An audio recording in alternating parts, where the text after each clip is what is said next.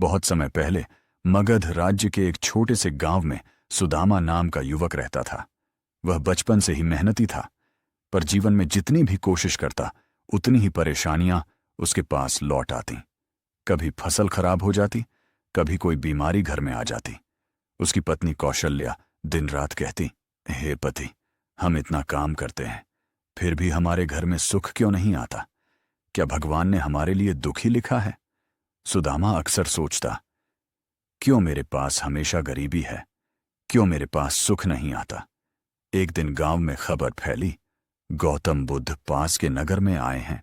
जो भी अपने प्रश्न लेकर जाता है उसे जीवन का उत्तर मिल जाता है।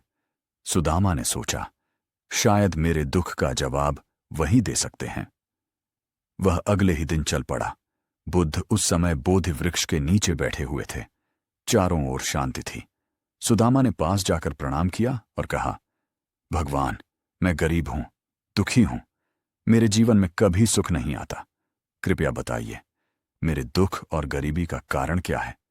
बुद्ध ने शांत स्वर में कहा, सुदामा, तुम्हें अपने दुख का कारण जानना है तो पहले यह जानो कि तुम दुख को पैदा कैसे करते हो। सुदामा चकित होकर बोला, मैं दुख को पैदा करता हूं? नहीं प्रभु, मैं तो दुख झेलता हूं। बुद्ध मुस्कुराए, यही भ्रम तुम्हारी गरीबी का मूल है। जो व्यक्ति यह सोचता है कि वह दुख का शिकार है, वह कभी समझ ही नहीं पाता कि दुख का निर्माता वही स्वयं है। बुद्ध ने आगे कहा, तुम किसान हो ना? सुदामा बोला, हां प्रभु। बुद्ध बोले, जब तुम खेत में बीज बोते हो तो क्या तुम वही फसल काटते हो जो बोई नहीं थी? नहीं प्रभु, वही फसल काटता हूं जो बोई थी। तो फिर यह जीवन भी एक खेत है सुदामा। तुमने अपने कर्मों के बीज जो कभी बोए थे, अब वही फसल काट रहे हो। गरीबी और दुख ये बाहरी चीजें नहीं, ये तुम्हारे पुराने कर्मों की छाया है। सुदामा गहरे सोच में डूब गया। तो क्या मैं अपने कर्म बदल सकता हूं प्रभु? हां, बुद्ध बोले, बीते हुए कर्मों को मिटाना नहीं है, पर आज से नए बीज बोए जा सकते हैं। बुद्ध ने उसे एक सरल उपाय बताया, हर दिन कुछ न कुछ दान करो, चाहे वह भोजन का एक कौर ही क्यों ना हो। जो देता है वह कभी गरीब नहीं होता। सुदामा ने कहा, प्रभु, मेरे पास तो खुद खाने को नहीं है, मैं क्या दान करूं? बुद्ध ने मुस्कुराते हुए कहा, दान का अर्थ केवल वस्तु देना नहीं होता। दान का अर्थ है स्वभाव में करुणा देना, वचन में प्रेम देना, व्यवहार में सत्य देना। सुदामा ने उसी दिन से अपने जीवन में परिवर्तन लाना शुरू किया। वह लोगों की मदद करने लगा, पशुओं को पानी पिलाता, दूसरों की खेती में हाथ बटाता। धीरे धीरे उसका मन शांत होने लगा। वह अब शिकायत नहीं करता था, बल्कि मुस्कुराकर हर परिस्थिति को स्वीकार करता था। समय बीतने लगा। गांव के लोग अब कहते, सुदामा तो पहले गरीब था, पर अब उसके चेहरे पर अनोखी चमक है। 1 साल बाद सुदामा फिर बुद्ध के पास पहुंचा। इस बार उसके चेहरे पर गहरी शांति थी।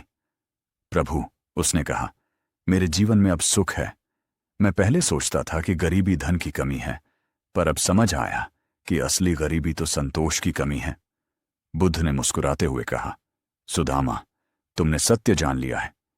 जब मन संतुष्ट हो जाए तब पत्थर की झोपड़ी भी महल बन जाती है, और जब मन असंतुष्ट हो तब सोने का महल भी कारागार बन जाता है। फिर बुद्ध ने सभा को संबोधित करते हुए कहा, मनुष्य का दुख उसके बाहर नहीं है, वह उसके भीतर है।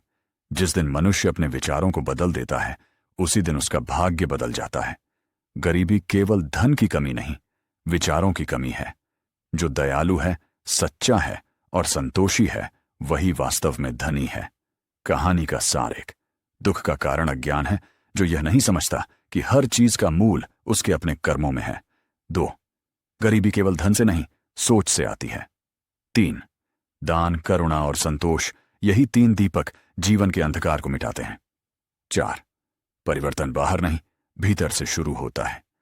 जो अपने मन को जीत लेता है, वही संसार का सबसे बड़ा विजेता होता है।